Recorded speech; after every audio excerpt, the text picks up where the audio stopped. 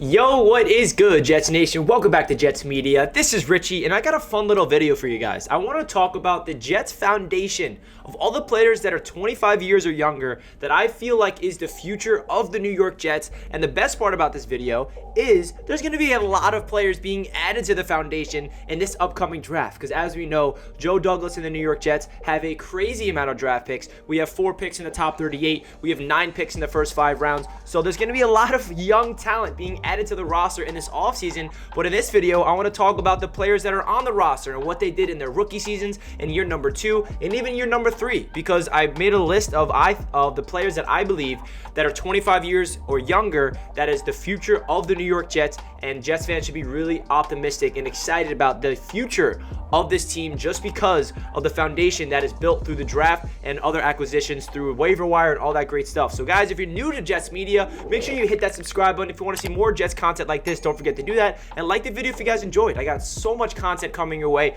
all the way throughout the offseason. It's going to be a lot of fun talking Jets to you guys, and don't forget to comment down below your thoughts about the video and any players that I brought up and your opinions on them. So without further ado, let's jump right into it. So some of these players, we're going to have different opinions on, and I want to give you guys my thoughts about each of these players. So we're going to start off with the 2020 draft class and some players that I brought up. And I'm not talking about every single player in that draft class. I just have a couple to talk about. So the first one I want to talk about is Mekhi Becton. Mekhi Becton was our first round pick.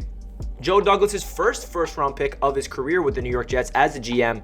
We all know what he did in his rookie season. We cannot forget how much of a dominant force Mekhi Becton was when he was on the field in his rookie season. So Mekhi Becton is 22 years old, and unfortunately for him, in the sophomore season, it came to an end in the first game of the season against the Carolina Panthers. Right guard Greg Van Roten just absolutely got blown up, and on Zach Wilson's first touchdown pass of his life, of his career in the NFL, Mekhi Becton, his franchise left tackle, had to go down for the season. I was actually in Carolina for that game, and I'll never forget that memory. I was jumping for joy. Zach Wilson had this first touchdown. I was actually wearing a Mekhi Becton jersey, and a Panthers fan behind me tapped me on the back, say, "Hey, yo, your boy's on the ground." And I'm like, "What are you talking about?" And I look and I see Mekhi injured, and I watched him get carted off the field, and it was just really upsetting. But the thing about Mekhi Becton, in my opinion, is people need to realize that the only thing that's holding it back is his injuries. Because when he's on the field and when he's in shape, he has all pro potential. And I say that with confidence. And obviously that's the biggest, he's a boomer bust simply because of his injury history, and we knew that when we drafted him. If he's going to be able to, withstand his shape and stay away from injuries, he's going to be a dominant force. We just don't know if he's going to be able to stay on the field. So let's hope this offseason he attacks it, he gets into shape, his knee is all intact, because I still believe that Mekhi Becton is the franchise left tackle for this team. The only thing that's going to hold him back is the injuries. I know George Fant slided in at left tackle, was dominant for us all season long, but when Mekhi Becton's healthy, he is at left tackle. So I'm going to include him as a piece to the foundation of this team, of this offensive line. He's the anchor when he's healthy, and we know that the Jets are trying to build this thing properly through the line of scrimmage, and hopefully Mekhi Becton can be healthy in year number 3, because that'll be a big-time upgrade for this offensive line. The next player I want to talk about, which is from the same draft class, and that's cornerback Bryce Hall. He's 24 years old. He just is coming off a brilliant sophomore season going into year number 3. I think we can all say with confidence that Bryce Hall is a starting cornerback for this team for the future. I think that we're going to draft a corner or sign a corner to start alongside him this year, but I don't think we need to go out there and get 2 starting cornerbacks this offseason. I think every Jets fan should feel like we have our starting cornerback in Bryce Hall. Whether he's our CB1 or CB2, that won't matter. I'd rather him be CB2 because that means we upgrade and we get a big-time player in the draft or free agency or a trade in this offseason. But Bryce Hall did everything you want for this Jets team in year number 2. He got the start. He played every single game, which is probably the most important piece to Bryce Hall, because we all knew when we drafted him, he fell to us in the 5th round because of his injury in Virginia. He had ankle surgery, so he did not be able to play for the first half of his rookie season. And what does he do in year number 2? He plays every single game, was absolutely locked down, did not get any interceptions, but that's okay. The pass deflections, the forced incompletions, he was top in the league. I think he was finished 2nd in the NFL in forced incompletions out of any quarterback in the NFL. The stats were just through the roof. Obviously, he did not have a perfect year number 2, but he's only going to develop in time, and I feel like we should be really excited about the potential of Bryce Hall. He was a big-time bright spot to the dark Jet season that we just went through. Obviously, the defense was last in the league in a lot of statistical categories, but Bryce Hall was a player that Jets fans should be very happy about moving on for the future, and he's only going to get better and better. His length, his man-to-man coverage, his zone, his ball. The one thing I feel like that's going to take Bryce Hall's game to another level is if he can develop his ball hawking skills, turning around, locate the ball, rip it out of the air, and force some turnovers through the interceptions. That's going to take his game to another level. The potential is through the roof. And now a couple other players I want to talk about before we get into this 2021 draft class, and that is Quinnen Williams. Quinnen Williams is 24 years old, and he's coming off year number 3 for the New York Jets. And he said interesting things about his season and his overall career so far with the Jets after the year when he spoke to the media. Quinnen Williams is a top 10 defensive tackle in the league, and he's playing like an above average guy. But the difference is he's holding himself to a standard where he wants to become a dominant force in this league, where he wants to be looked at as an Aaron Donald type or a Fletcher Cox type. And he has the mentality that he wants to get there, because if he does get to that level, which I think he has the potential to do, that's going to unlock this entire defense to an absolute different dimension. But I'm including Quinnen Williams in the foundation because I see some people on Twitter saying, should the Jets trade him? Should we trade him for a first round pick and all this stuff? Me personally, absolutely not. I still believe Quinnen Williams, the best is yet to come for him. And you have to realize that Quinnen Williams is yet to play with the Jets with a dominant edge rusher next to him. We were supposed to have Carl Lawson for the entire season and Quinnen Williams next to him, and that's supposed to, open things up. Quinnen Williams had to deal with double teams. He had some games where he was a dominant force, but then he had other games where he just didn't really make that much of an impact. I feel like with a healthy Carl Lawson next to him, and hopefully we get another edge rusher in this offseason, that's going to unlock Quinnen Williams. He's definitely a big piece to the future for this team, in my opinion. And then another player in the trenches that we actually got in the waiver wire and we signed to an extension this throughout the season, that's John Franklin Myers. He's 25 years old, and he had a very interesting season. He started off dominating in the trenches. He had like four something sacks right out of the gate, and then he kind of evened out. And the thing about John Franklin Myers, the reason why I'm including him into this video, because we signed him to an extension. He's only 25 years old, and he shows the ability to disrupt games, and he also was playing out of position throughout the entire season. He's not a bona fide edge rusher. He's more of a guy that's comfortable lining up as a D tackle, but since we had so many injuries on the edge position, he had to slide out there. But that's great that he has versatility and all that great stuff. But John Franklin Myers, he had around 6 sacks on the season. He was disrupting people. He had a lot of games where even though he did not get sacks, he was all over the quarterback, getting pressure after pressure. He also had that insane interception against the Houston Texans. And I feel like another year in the system, going into year number like 3 or 4 with the Jets, I feel like the best is yet to come for John Franklin Myers. And that's why Joe Douglas went out there and gave him an extension, because I believe that the best is yet to come for John Franklin Myers. Now let's get into this past year's draft class. I got a lot of players to talk about in this one. So the first one is obviously Zach Wilson. He's part of the foundation. He's supposed to be the quarterback for the future. Do we know if he's the quarterback for the future? We don't. Can he be? Absolutely. Do I hope he is? 100%.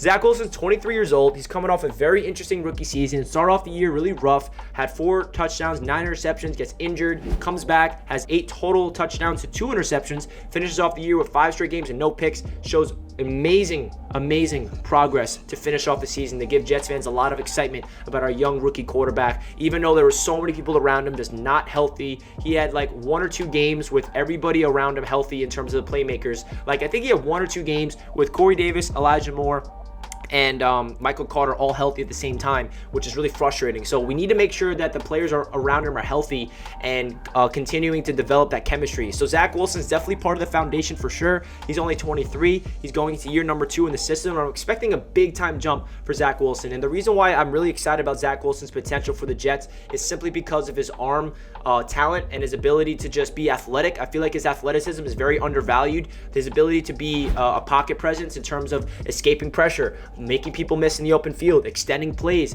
firing off platform. Also, he showed the capability, especially against the Tampa Bay Buccaneers, stepping up into the throw, stepping up into the pocket, making some crazy throws. His arm strength is unbelievable. The torque on his arm, and he just has that next level style to him. He has that it factor where if everything starts to click and you're number 2 in the system of Mike LaFleur, great things could happen. And the next player is Alijah Vera-Tucker, 22 years old. Like these players I'm talking about, make sure you keep a note of their age, because that is crazy. The foundation that we have for the future of this team is legit. Alijah Vera-Tucker, we drafted him last year in the first round. We traded up. We gave up 2 third-round picks. We moved up from 23 to 14, I believe, or something around that time, and we get Alijah Vera-Tucker Vera-Tucker, who was the best interior offensive lineman in the draft, and he made the all-rookie team. And Alijah Vera-Tucker is a franchise left guard. There's not really too much to say about him. He did not miss one game this year due to an injury. The only game he did miss was because of COVID, and AVT just was dominant as a rookie. All you want from Alijah Vera-Tucker in his rookie season is pretty much everything we got. He had some games where he looked like an all-pro. He had some games where he was lackluster in pass protection, but he's not going to be perfect right out of the gate. He's only going to get better and better, and he is the sole foundation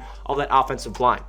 The next guy I want to talk about is Elijah Moore. Elijah Moore's 21 years old. He's going to be 22 by next season, and I think that Jets fans should be really excited about the future of Elijah Moore because he had a stretch of games when he was in rhythm and when he was healthy, that 4 or 5 games. If you make it where he did what he did in those 5 games in a row and stretch it on to a 17-game season, if he stays healthy, his numbers are ridiculous. It's around 1,400 yards and like 14 touchdowns. Obviously, that's really unrealistic. I think the only thing that's going to hold back Elijah Moore, and honestly any player I'm talking about, is his injuries. Unfortunately for Elijah Moore, he was out for the rest of the season with a quad.